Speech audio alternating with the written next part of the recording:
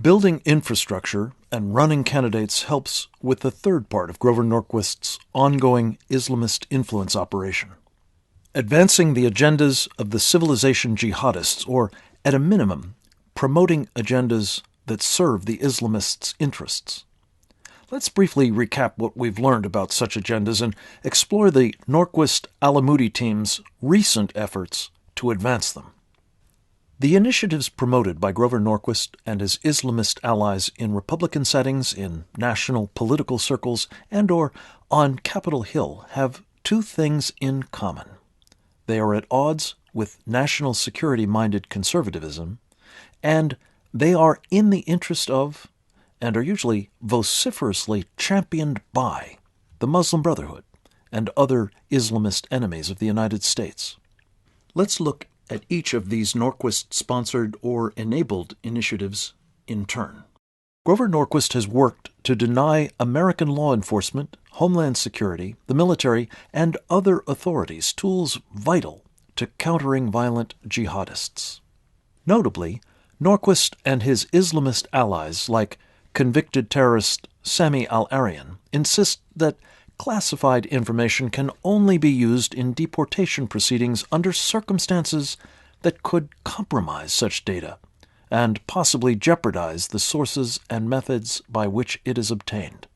The Norquist influence operation has sought to block adoption and subsequent reauthorization of the Patriot Act, a vital weapon in ferreting out and intercepting terrorist communications, financing, and plots. Norquist favors closure of the only secure facility for housing terrorist detainees outside of the United States, the American prison in Cuba known popularly as Gitmo. He's also sought to relocate the dangerous terrorists held there to the mainland, where they would be granted constitutional rights and, with help from leftist lawyers, possibly be set free by sympathetic federal judges. Grover Norquist's team has also urged that the self-professed mastermind of 9/11, Khalid Sheikh Mohammed, and his co-conspirators currently being held at Guantanamo Bay be brought to the United States to stand trial in civilian court rather than be prosecuted before a military tribunal at Gitmo. The risks associated with the approach favored by Norquist and his Islamist friends include real security liabilities. The direct costs associated with locking down the area in lower Manhattan where the 9/11 co-conspirators would have been held and tried under the Obama administration's plan were estimated at some $200 million per year. The associated adverse impact on economic activity in the area would be far higher. A trial in federal court in New York would also provide an unprecedented public stage and megaphone for our enemies and a potential public relations windfall for their civilization jihad. It might even endanger the continued incarceration of one or more of the world's most dangerous jihadists.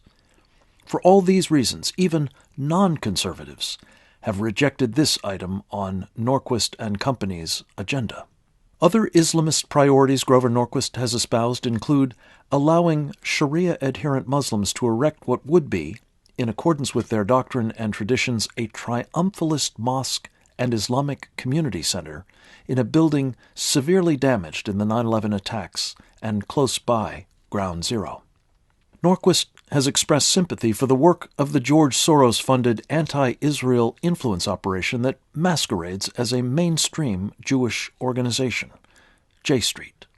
As we have seen, the Grover Norquist-Suhail Khan Conservative Inclusion Coalition has been a vehicle for undermining the center-right movement from within, including proposals to credential groups like the Nation of Islam and La Raza as members in good standing. In addition, Grover Norquist has championed causes that are direct threats to the security of the United States by lending a conservative legitimacy to agenda items strenuously advanced by the radical left and their Islamist allies. Norquist has immeasurably helped our enemies, both foreign and domestic. For example, as we've seen, Norquist's Americans for Tax Reform, American Conservative Defense Alliance, and other platforms have been used to try to intimidate or otherwise induce Republicans to join Democrats in gutting national security budgets and capabilities. Norquist has supported President Obama's efforts to abandon first Iraq and then Afghanistan, irrespective of the conditions on the ground or the strategic repercussions involved. Grover Norquist's Muslim Brotherhood and other Islamist allies surely appreciate his determination to keep America's borders insecure. As the Iranians, Hezbollah, Hamas, and the like have established ever-growing operations in Latin America, this policy affords our enemies an array of opportunities to bring into this country with impunity personnel, weapons, and other contraband. This cartoon captures the absurdity and the fundamentally anti-conservative quality of Norquist's insistence that amnesty be granted those whose first act in coming to America was to break our laws. As we've discussed previously, in furtherance of his enabling of the Muslim Brotherhood's civilization jihad in America, Grover Norquist makes regular use of a favored technique of the left and their Islamist allies, vicious and baseless personal attacks on those who stand in their way. We'll have more to say about this practice shortly. As I am among those Norquist has slandered in this way, I can attest that such ad hominem attacks are hurtful. That's especially so since, unlike the wealth of damning facts presented in this course that document Norquist's deep and ongoing involvement over the past 14 years with Islamist influence operations, there's no factual basis for describing me and others like me who are warning about Sharia in an informed, careful, and reasoned way as racists, bigots, or Islamophobes. Unfortunately, there is abundant evidence that America confronts in Sharia a threat doctrine that is, by stealth, seeking the destruction of our country. Pointing out that reality and countering it, therefore, is not racism, and so on. Rather, it's something I've been obliged to do ever since 1976, when as a young congressional staffer, I swore an oath to support and defend the Constitution against all enemies, foreign and domestic. Indeed, were I to do otherwise, knowing what I do, I would risk committing a felony offense under the U.S. Code. It's a crime known as misprision of treason, to be aware of seditious activity or to have reason to be aware of it and to do nothing. We've also seen how Grover Norquist has been using his contacts and organizational footprint to promote two of the Islamists' top priorities. As we discussed previously, Grover Norquist has, on at least 2 occasions, arranged presentations to mislead conservatives about legislation his Islamist clients vehemently oppose: American laws for American courts. The first, in July 2011, involved Professor Marshall Breger, who wrongly claimed that this legislation would interfere with Jews' ability to practice their faith. The second, in September 2011, featured 2 speakers from the radical left's American Civil Liberties Union, who speciously argued against ALEC on, of all things, constitutional grounds. The question is, given the great popularity of this measure in state legislatures across the country, and the threat that ALEC poses to the civilization jihadists' efforts to use our courts to legitimate Sharia, what else is Norquist doing to block its adoption? The question seems all the more warranted in light of a curious pattern with respect to ALEC that has emerged of late in 3 states where it was poised for enactment: Texas, Georgia, and Florida. Within the past year, in each of these states, top Republican political leaders intervened to prevent final votes on American laws for American courts. In each case, it was done in a non-transparent manner at the last possible moment, relying on the clock running out on the legislative session to ensure that there would be no recourse, despite strong popular approval and the demonstrable support of most legislators. Again and again, The effect was to ensure that foreign laws that violate the constitutional rights of women, children, and other Americans can continue to be applied in those states' courts, to the delight of Norquist's Islamist allies. For example, one Muslim Brotherhood front in Florida, United Voices for America, issued a press release shortly after Alec was killed in that state in March 2012. The release professed, quote, "It came down to tonight, the last hour of the last day of the 2012 session. That's where we delivered the knockout punch, killing the bill SB 1360 and their agenda of hate. Now is the time for us to strengthen our newly formed coalitions so they will think twice about messing with our communities." Unquote. At present, we don't know the full story of who was responsible in these three states for derailing at the last moment popular American Laws for American Courts legislation, or why. Since ALEC is already the law in Tennessee, Louisiana, and Arizona, and to date has not even been challenged in court, let alone struck down, citizens have a right to know precisely who was involved in scuttling ALEC in Texas, Georgia, and Florida, and why they can't fight this bill in the open and through the regular legislative process. We also need to know what Grover Norquist is doing at this juncture with respect to a second top Islamist priority: staving off intensifying pressure on the Iranian mullahocracy.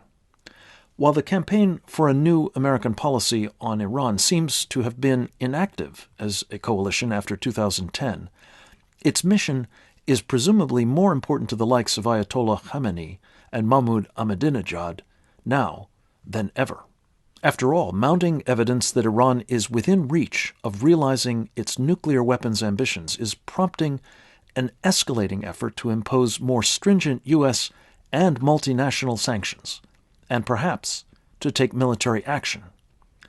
These circumstances would seem to place a premium on help from a skilled and reliable Islamist influence operative like Norquist, especially at a moment when the House of Representatives is in Republican hands. So what efforts are Grover Norquist and his cohort presently making to help the Iranians? This question is particularly relevant since Norquist continues, despite his status, according to 60 Minutes, as the most powerful conservative man in Washington, to make common cause with the right's most irreconcilable adversaries, namely the radical left and the Muslim Brotherhood and other Islamists. For example, on October 1st, 2011, Norquist departed early from a meeting of leading conservatives in San Francisco to headline a Red-Green Axis event in Dearborn, Michigan. The host city has, of course, become the locus of Islamist political supremacism in America. A visitor there recently told me that he felt transported to Beirut as he walked the streets with burqa-encased women, street and shop signs exclusively in Arabic, and calls to prayer ringing out 5 times a day. The two principal sponsors of the National Leadership Conference were the National Network for Arab American Communities and the Arab American Institute. The conference's program promoted the Red-Green Axis's current themes of Muslim victimhood, Islamophobia, the need to prevent expression that offends Muslims, how Muslims can extend their political influence, etc. Among the other headliners at this event were 2 Democratic politicians who have long been aligned with the left and Islamists in Michigan, Representatives John Conyers and John Dingell. The far-left participants in the Dearborn National Leadership Conference included speakers from the American Civil Liberties Union and the George Soros-funded Center for American Progress. And, of course, the Islamists were well represented, with remarks from, among others, an official from the Michigan franchise of the Muslim Brotherhood and Hamas-linked, unindicted co-conspirator known as the Council on American-Islamic Relations. Norquist's willingness not only to participate behind the scenes in events and operations of the Red-Green Axis, but to be a featured attraction at them, is highly instructive. For one thing, it shows indisputably his sympathies for and readiness to support, at least on non-tax-related issues, the work of individuals and organizations that are anathema to authentic members of the conservative movement.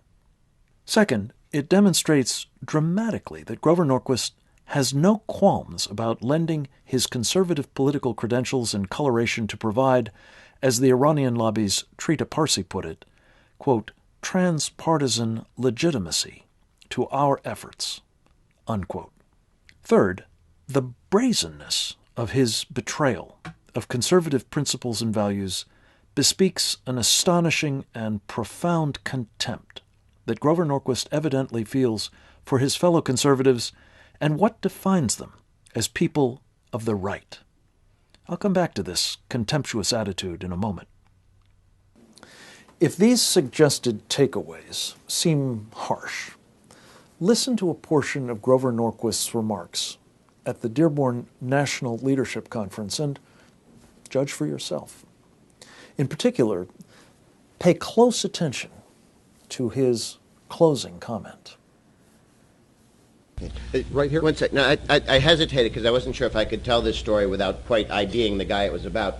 But I went to talk to a U.S. Senator leader, and I said, I have 7 projects I'm working on, and I said one of them was, would you like to meet with Muslim leaders to talk about issues of concern to the community? And he said, oh, I don't know. I don't think anybody in my town, state, is comfortable with the Nation of Islam stuff. And anyway, so, okay, next. A year later, I came back. I got 8 issues I'm working on. Would you be interested in meeting with Muslim leaders? I said, oh, yes. We have 70 interns at the State University. The internship's named after me. And they were visiting, and 3 of them were women in cover. And the head of our state university is an Arab American. I'd love to. All of a sudden, he discovered that there were people in his state that he didn't know about. Let's listen to that last bit again. All of a sudden, he discovered that there were people in his state that he didn't know about. What is unmistakably captured in those last couple of seconds is Grover Norquist choking up as he recounts how the unnamed Senate leader connected with Muslims in his constituency, which brings me to the first of 2 questions that are invariably asked at some point in a briefing like this. What would motivate a guy like Norquist to do the sorts of insidious, if not actually subversive things documented in this presentation? The truth of the matter is, I don't know. The emotion you just saw may be a factor, reflecting presumably his myriad family ties to Muslims. Another factor certainly could be the lucrative nature of working on behalf of the Saudis, the Iranians, others in the Gulf, Malaysia, and elsewhere in the so-called Muslim world.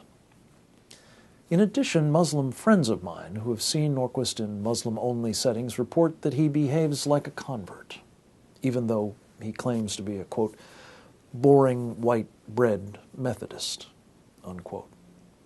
For me, it really doesn't matter what Norquist's motivations are. What matters is what he is doing to the conservative movement, to the Republican Party, and to the national security. We can usefully summarize what Norquist has been doing in these regards as established by the factual information presented from Part 3 through this part of our course. It comes down to this. Grover Norquist has been deeply involved in and an indispensable enabler of a classic influence operation run against the right and, through it, against our government and nation. Those familiar with the Soviet Union's intelligence tradecraft will recognize all this as a page lifted from the KGB's playbook, one that has been utilized by our enemies to advance the Muslim Brotherhood's stated goal of destroying Western civilization from within by our own hands. Let's quickly summarize what we've learned by itemizing the component parts of this operation. It started with the recruitment of Grover Norquist in the role of what the Soviets would have called an agent of influence. Giving him the benefit of the doubt, at the beginning, Norquist might have been what Lenin would have described as a useful idiot, someone who did not understand that they were being exploited by his nation's enemies. As he was confronted by me and others over the years, however, Norquist operated on behalf of the Muslim Brotherhood and other Islamists, knowing the company he was keeping. With Norquist's help and the founding of the Islamic Free Market Institute inside the Americans for Tax Reform infrastructure and network, it was easy to insinuate trusted Muslim Brotherhood operatives inside the conservative movement and GOP. For operatives like Khalid Safouri and Suhail Khan, this entailed creating what in the intelligence business is known as a legend, a story or narrative of conservative credentials. That entails the manufacture and promoting of helpful ties and the downplaying of unhelpful ones, such as family or other connections to the Muslim Brotherhood. The next step is to burrow in, to use friendships, connections, networking, and alliances to consolidate the influence operator's position. We've seen how Khalid Safouri, Suhail Khan, and others managed through such means to obtain positions in the George W. Bush 2000 campaign and or administration. They then used such posts to help others credential themselves, or at least gain access in ways highly useful to the influence operation. Once influence operators have established themselves as members of the targeted community, they and their enablers will strive to transform these agents into influential figures within that population, if not actually leaders of the community. A prime example, again, is Grover Norquist's engineering of leadership positions for Suhail Khan in the Islamic Free Market Institute and the American Conservative Union and the Conservative Inclusion Coalition. Finally, influence operators use their positions to promote themes and initiatives that are calculated to divide the targeted community and alienate others from it. The latter is especially toxic to a political organization or movement that must appeal to non-members to muster a governing majority. This course is replete with examples of just such sorts of behavior. To highlight again but a few of these examples, there are Grover Norquist's efforts to cut defense spending, perpetuate open borders, and aid the Iranian regime. Then we have Suhail Khan's promotion of supporters of La Raza and the Nation of Islam in his Conservative Inclusion Coalition and his interfaith dialogue operations. Another example is the collaboration between Grover Norquist and assorted Islamists to prevail upon George W. Bush to ban so-called secret evidence and to ignore the nature of Sharia in characterizing Islam monolithically and wrongly as a, quote, religion of peace, unquote. The fact that Grover Norquist has not only engaged in such behavior but done so in the company of top Muslim brothers and prominent far-left individuals and organizations is more than a betrayal of his position as a putative leader of the center-right coalition. Such behavior bespeaks a profound hostility towards the values and principles of the center-right coalition and a contempt for its members. These sentiments doubtless sustain Norquist as he aids and abets those determined to destroy the right and our country from within by our hands. I mentioned a moment ago that two questions usually occur in the course of a briefing like this. We've already discussed the first, concerning Grover Norquist's motivations. The second asks, what does Norquist have to say about all this? Well, here's a clip that exemplifies the more benign of his public responses. So what's all this with Frank Gaffney and you and him coming after you for being associated with the Muslim Brotherhood? It's kind of sad and silly. The American Conservative Union had a vote to condemn him for that kind of silliness just 2 days ago, actually. So it's unfortunate, but there are always people who do unfortunate and silly things sometimes. So what about the ties to the Muslim Brotherhood? Non-existent and silly, and that's why the resolution that the American Conservative Union passed actually referred to them as false nonsense. It's sad, and there always are unfortunate situations where people get into character assassination, but it's silly. In other words, Grover Norquist seeks to shoot the proverbial messenger, preventing the truth from being known about him and his cohort. But how exactly does he do that? Well, first, wherever possible, Norquist tries to deflect or deny the facts without addressing them specifically. For example, in the interview conducted by the United West, he cites a vote engineered by him, Suhail Khan, and their colleagues on the board of directors of the American Conservative Union as a refutation of the damning bill of particulars presented in this course. Since few, if any, of those directors, other than Norquist's allies, had been exposed to the information you've reviewed when they were asked to approve a resolution supporting their colleagues, the vote amounts to a whitewashing of Norquist, not proof that the findings against him are false. It turns out that the vote of the American Conservative Union Board of Directors was greatly influenced by a forceful letter dated September 21, 2011, that was written by one of Norquist's friends and colleagues, board member Cleta Mitchell. On February 12, 2012, that letter, together with the board resolution, was leaked to George Soros's Think Progress, a media arm of his Center for American Progress. It's understandable why Ms. Mitchell's colleagues would have voted as they did, given the extraordinary nature of the assurances provided by such a prominent figure in Washington legal and conservative political circles. There are, however, some serious problems with Cleta Mitchell's representations that should embarrass the ACU board and discredit her lawyering in this matter. Writing under the letterhead of her law firm, Foley Lardner, LLP, Cleta Mitchell made a number of categorical representations. The sweeping character of these statements would probably surprise most attorneys, especially if they had even passing exposure to the sorts of information presented in this course, as had Ms. Mitchell. The first was her assertion that there was no basis for associating Suhail Khan with what she called, quote, extremist organizations or their activities, unquote.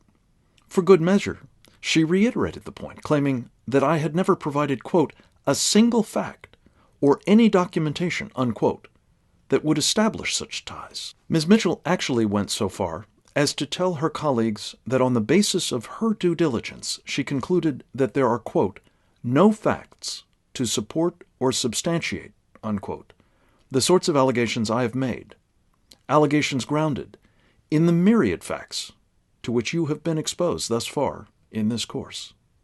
Finally, Cleta Mitchell asserted that there was also no basis for my allegations against Grover Norquist, characterizing them as nothing more than, quote, character assassination, unquote. Again, she impressed upon her colleagues that she had done an exhaustive review of the material I had provided, which included the most important documentation and findings of this course, and found, quote, no basis, unquote, for what she characterizes as my, quote, attacks, unquote, on Grover Norquist. She endorses instead Norquist's narrative that reduces this matter to a vendetta against him arising from my, quote, continuing venom, unquote. In conclusion, Cleta Mitchell assured her colleagues that I had not produced any factual support for my warnings about Grover Norquist because, quote, it doesn't exist, unquote. As this course demonstrates, such sweeping assertions and assurances are not justified. Cleta Mitchell had been presented with much of the information and all the key findings with which you have now been acquainted concerning Grover Norquist and Suhail Khan's ties to Abdurrahman al-Amoudi and other Muslim Brotherhood operatives, organizations, and agendas. Other board members who relied on her claims of having done, quote, fairly extensive due diligence, unquote, were misinformed. While no secret to the ACU board on which Norquist and Khan served, Cleta Mitchell's long-standing professional and personal associations with both men were not formally disclosed. Such a disclosure might have called into question the objectivity of her assessment. Most troubling of all, Cleta Mitchell did not disclose that her law firm had been associated with one of the organizations that is among the Islamist groups with whom Suhail Khan and Grover Norquist have been closely tied, the Islamic Society of North America, the Muslim Brotherhood's largest front in this country. LaDale George, her former partner in the Foley Lardner Chicago office, was actually ISNA's legal counsel. His email address at the firm was used at the ISNA website. He was also on the board of directors of at least one other Muslim Brotherhood-linked group, Muslim Advocates. Do such relationships explain why Ms. Mitchell told her ACU colleagues that Messrs. Norquist and Kahn were not associated with any, quote, extremist groups, unquote? Given the totality of Cleta Mitchell's statements that were contradicted by evidence she had been given, and in light of her troubling non-disclosures, the ACU board should conduct an independent, professional, and rigorous review of the facts as laid out in this course, and revisit its September 2011 endorsement of Messrs. Norquist and Kahn. He would have you believe three things about the findings in this course. First, that they're the result of a personal feud. Second, that this unfounded analysis is simply a product of my racism, bigotry, and Islamophobia. And third, that I'm alone in my assessment of his activities. Let's examine each of these responses in turn. First, for my part, the alarm about Grover Norquist and his Islamist influence operation that I've been raising for the past 14 years is prompted by concerns over their implications for the national security, not the personalities involved, period. As we have seen elsewhere in this briefing, Norquist simply defaults to character assassination and ad hominem attacks, even as he accuses others of doing the same. The impetus behind such warnings is informed by an objective and reasoned analysis of the nature of Sharia and the efforts of its adherents to impose it on the rest of us, not racism or any other odious motive. As we've discussed previously, however, it is the standard operating procedure of the red-green types to try to neutralize their adversaries by employing baseless epithets. The use of such a practice by someone who is, ostensibly at least, a prominent leader of the right is indicative of the extent to which that distinction may be unwarranted and dangerous for the conservative movement and Republican Party. When Norquist's first two efforts to deflect criticism about his ties to Islamists prove unavailing, he and his friends often fall back on the line that I'm the only one making such charges. Like the other gambits, this one fails because it's simply untrue. In fact, quite a number of investigative reporters, national security authorities, and experts on Sharia and conservative leaders have addressed one or more of the aspects of Grover Norquist's efforts on behalf of Islamists and their causes, as described in this course. These include accomplished journalists at publications like the Wall Street Journal, the Washington Post, New Republic, and National Review. A number of highly reputable national security practitioners and experts on Sharia and the Muslim Brotherhood have also warned about the Islamist influence operation enabled by Grover Norquist. Finally, an array of influential figures in the conservative movement regard the Norquist influence operation as a threat. To date, the most prominent Republican to issue a formal warning about Grover Norquist is the highly respected 16-term Congressman Frank Wolf of Virginia, who currently serves as chairman of the House Appropriations, Commerce, Justice, and Science Subcommittee. Mr. Wolf delivered what he called a statement of conscience on the floor of the House of Representatives on October 4, 2011. Listen to excerpts of the 5-minute summary of his longer remarks that Representative Wolf delivered orally on that occasion. My conscience has compelled me to come to the floor today to voice concerns I have with the influence Grover Norquist, the president of the American for Tax Reform, has on the political process in Washington. My issue is not with ATR's goal of keeping taxes low. Like Ronald Reagan said, and I believe, the problem is not that the people are taxed too little. The problem is the government spends too much. I want to be perfectly clear. I do not support raising taxes on the American people. My concern is with the other individuals and groups and causes with whom Mr. Norquist is associated that have nothing to do with keeping taxes low. Among them, Norquist's relationship with Jack Abramoff. Mr. Abramoff essentially laundered money through ATR, and Mr. Norquist knew it. 2, his association and representation of terrorist financier and vocal Hamas supporter Abdurrahman al-Amoudi. He also associated with terrorist financier Sami al-Arian, who pled guilty in 2006 to conspiring to provide services to Palestinian Islamic Jihad. 3, Mr. Norquist lobbying on behalf of Fannie Mae. 4th, Mr. Norquist's representation of the internet gambling industry. 5th, Mr. Norquist's advocacy of moving Guantanamo Bay detainees to the United States, including 9/11 mastermind Khalid Sheikh Mohammed. Simply put, I believe Mr. Norquist is connected with or has profited from a number of unsavory people and groups out of the mainstream.